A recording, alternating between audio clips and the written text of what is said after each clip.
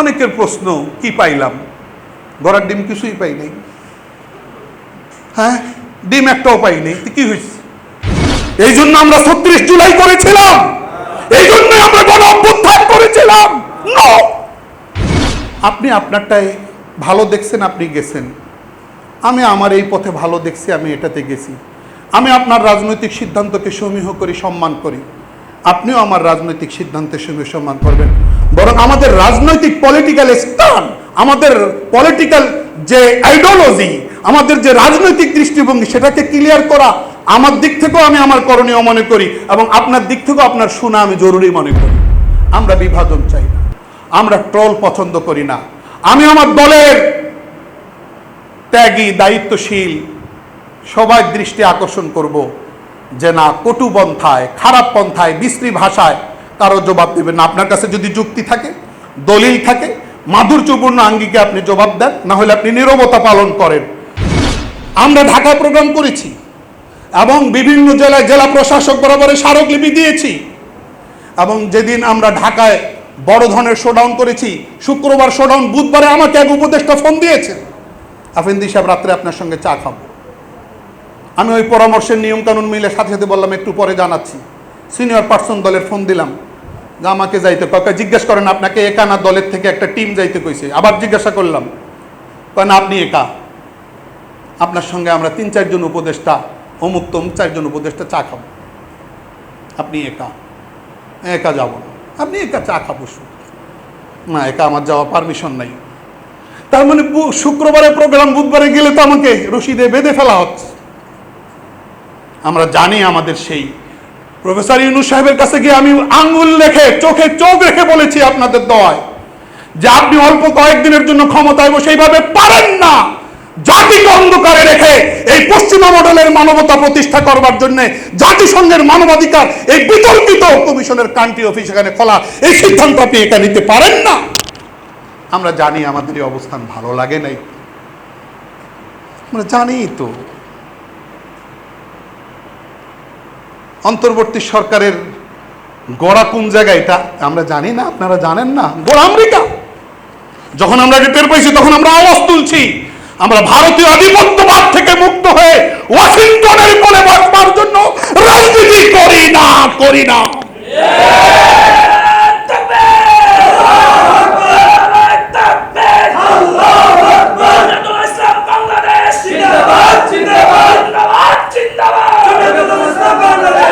আমরা ভারতীয় আধিপত্যবাদকে যেভাবে ঘৃণা করি, অপছন্দ করি, একইভাবে ওয়াশিংটন, আমেরিকার গোলামি এবং তাদের আগ্রাসনকে ওইভাবে ঘৃণা করি। এক আধিপত্যবাদী শক্তির কোল থেকে মুক্তি পাইয়া আরেকজনের কোলে উঠা বসতে পারবো না। আমাদের এই কথাগুলো ভালো লাগেনি, আমরা জানি তো। ভালো লাগেনি, আমরা বুঝি তো। শেষে নির্বাচনের 3 দিন আগে, 72 ঘন্টা আগে আমরা ব্যস্ত, রাজনৈতিক দলগুলো ব্যস্ত। আপনারা বাণিজ্য চুক্তি করে বসলেন অন্ধকারে রেখে, যেটার অপর নাম গোলামি চুক্তি। এই জন্য কি আমরা 5 আগস্টে নেমেছিলাম? ওই যা কুলতুম ফাদুল, দয়া করে জবাব দেন। এই জন্য আমরা ৩৬ জুলাই করেছিলাম, এই জন্য আমরা গণ অভ্যুত্থান করেছিলাম। ফ্যাসিজম থেকে রেহাই পেতে চেয়েছি, স্বৈরতন্ত্র থেকে মুক্তি পেতে চেয়েছি। ওয়াশিংটন বা দিল্লি কারো গোলামি করতে চাই নাই। আপনারা গোলামি, কেমন গোলামি চুক্তি? আপনারা বিমান কিনবেন, 14টা বিমান। বিমান কেনার জন্য ফ্রান্স নাই, জার্মান নাই, ইউরোপের অন্য কোনো কান্ট্রি নাই। আপনাকে বোয়িং কিনতে হবে, এয়ারবাস কেনা যাবে না। বোয়িং এই কোম্পানি থেকেই আপনাকে এয়ারক্রাফট কিনতে হবে 14টা, 45,800 কোটি টাকা। অথচ তার চেয়ে আরো আধুনিক নতুন এয়ারবাস আপনি 30,000 দিয়ে আপনি পান, 30,000 কোটি ডলার। কি এগুলো কি? সেখানকার শুকরজাত পণ্য নতুন নতুন নামে বাংলাদেশের বাজারে ঢুকাবেন, পরিশিষ্টে লেখা। কি এগুলি কি প্রতিবাদ করার জিনিস না? তো দিল্লির বিরুদ্ধে আওয়াজ দিতে গিয়ে ওয়াশিংটনের বিরুদ্ধে আওয়াজ দেওয়া যাবে না, ওয়াশিংটনের বিরুদ্ধে আওয়াজ দিতে গিয়ে দিল্লির বিরুদ্ধে আওয়াজ দেওয়া যাবে না। এটা ভাই কোন কিতাবে লেখা আছে? কোথায় হাসিয়া বাইনা সূত্রে লেখা আছে? কিতাবটা দেন না, আমরা একটু মোতালা করি।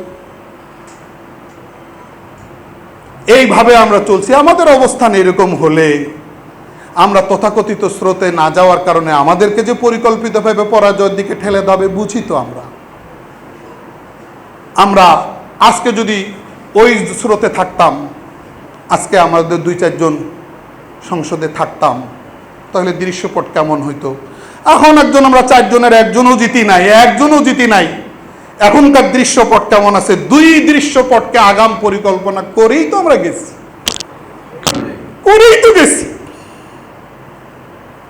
সুতরাং কখন কোন পথে কি হবে চুলচেরা বিশ্লেষণ করছি। দেশের কেবার ওলামা একরামকে ডাকছি, যারা আমাদের অপোজিশনে আছে বা একসঙ্গে বসতে পারি নাই, তাদের সঙ্গে যে মনোযোগ আছে আমার, তাদের সঙ্গে আমরা বসছি। এই যে আশুরার রোজা আমরা রোজা রাখবো, অনেক ইফতারি করবো। গত আশুরাতে আমি নাম মেনশন করছি না, কোন দলের আমিরের সঙ্গে আমরা একসঙ্গে ইফতারি করছি। একাধারে 3-4 ঘন্টা আমরা কথা বলছি।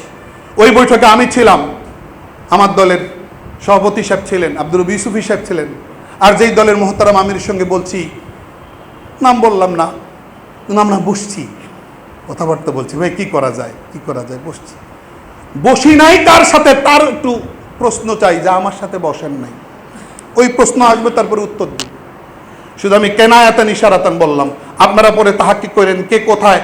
গত আশুরা ইফতারি করছিলাম চিরা দই দিয়া, বসছি, চেষ্টা করছি।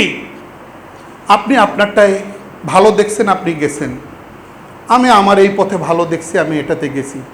আমি আপনার রাজনৈতিক সিদ্ধান্তকে সমীহ করি, সম্মান করি। আপনিও আমার রাজনৈতিক সিদ্ধান্তের সঙ্গে সম্মান করবেন।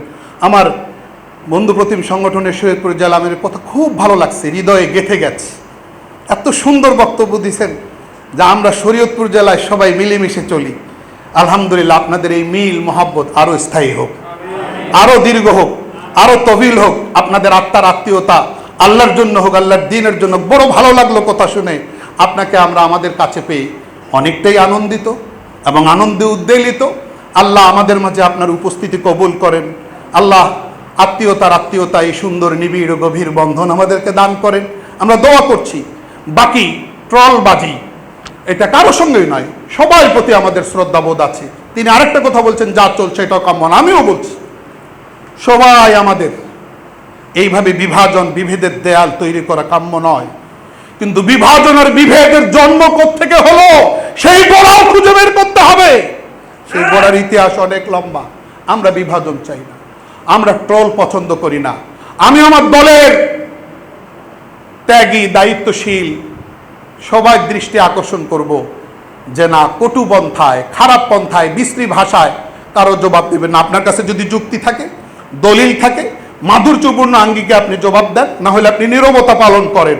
কিন্তু আমাদের বড়রা আমাদেরকে এইভাবে আক্রমণ করা শেখায় নাই।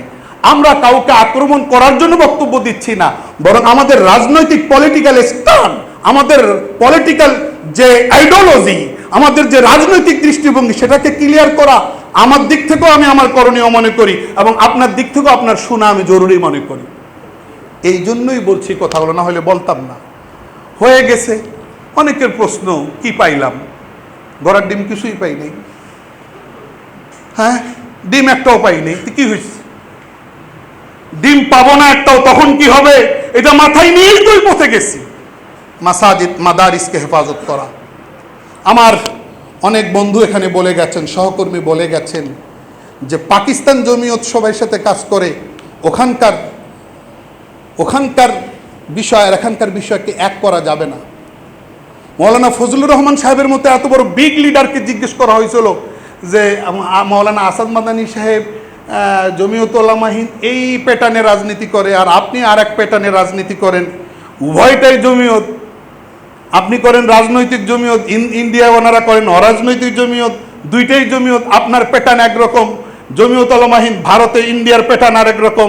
তো এত বড় প্রভাবশালী নেতা উত্তর দিতেছে মিডিয়াকে, আমি সামনে বসা, যে वो मुस्लिम अकलियत में सियासत करते हैं, वो मुस्लिम अकलियत मुल्क में रहकर सियासत करते हैं, हम मुस्लिम अक्सरियत मुल्क में रहकर सियासत करते हैं, लिहाजा सियासत का नहज दोनों मुल्कों में कभी एक नहीं हो सकता। जवाब কি প্রশ্ন আপনার অন্তরে? আমাদের সামনে ইসলাম। এই জন্য আয়াত পড়ছিলাম, ওয়ালা ইয়াহিকুল মাকরুস সাইয়্যিউ ইল্লা বিআহলি। চক্রান্তকারীকেই ধরবে, আমি চক্রান্তে না ফাঁসলে নয়। বাস আমি মনে করতেছি আমার এই স্রোতধারা মাসাজিদ মাদারিসকে হেফাজত করার জন্য আমি যদি কোনো বড় দলের সঙ্গে, যেটা আমার আরেকজন আলোচক বলছেন, আমি যদি কোনো বড় দলের সঙ্গে মিশে যাই তা আমার জনশক্তিকে আমি রক্ষা করতে পারবো না। এই কথাগুলো আমাদের দুই দলের মধ্যে ওই দই চিরা খাওয়ার সময় আলোচনায় আসছিল, মুযাকারা হয়েছিল সবার সাথে, যে আমি আমার জনশক্তি, তারপরও কিছু ক্ষতি হইতেছে, কিন্তু আমরা সহজেই চলে যাইতাম, ক্ষতিটা কেমন হইতো। আজকে আমাদের ছাত্র আমাদের কাছে লেখাপড়া কইরা আজকে বাতিলকে বাতিল হিসেবে স্বীকার করতে রাজি না। তারা মনে করতেছে এখানে ছাড় দেওয়ার, আসলে ওই ছাড় কোন জায়গায় দিতে হবে, কোন জায়গায় দেওয়া যাবে না, এটাও তো একটা তাদাব্বুরের জিনিস, তাফাক্কুরের জিনিস। মৌলিকত্ব যদি হুমকির সম্মুখীন হয় সেখানে ছাড় দিতে হবে, এটা কোন ছাড় রে ভাই? এটা তো আমরা বুঝি না। মৌলিকত্বকে অক্ষত রেখে তারপরে ছাড়। এই জন্য আমাদের যুক্তি আহওয়ানুল বালিয়াতাইনের ফর্মুলায় আমরা হাঁটবো। এই দিক যদি আমরা জামাত বিএনপি ছাড়া আহলে হকের সবাই একসাথে চলা মুমকিন হয় আলহামদুলিল্লাহ, না হলে মন্দের ভালো হিসাবে আহওয়ানুল বালিয়াতাইনের ফর্মুলা এই দিকে যাব। এই দিকে গেলে আমার জনশক্তি হারাবে না, আর এই দিকে গেলে দুধ পানি একাকার হয়ে যাবে, আমার জনশক্তি যা আছে আমার তহবিল সব খতম হয়ে যাবে।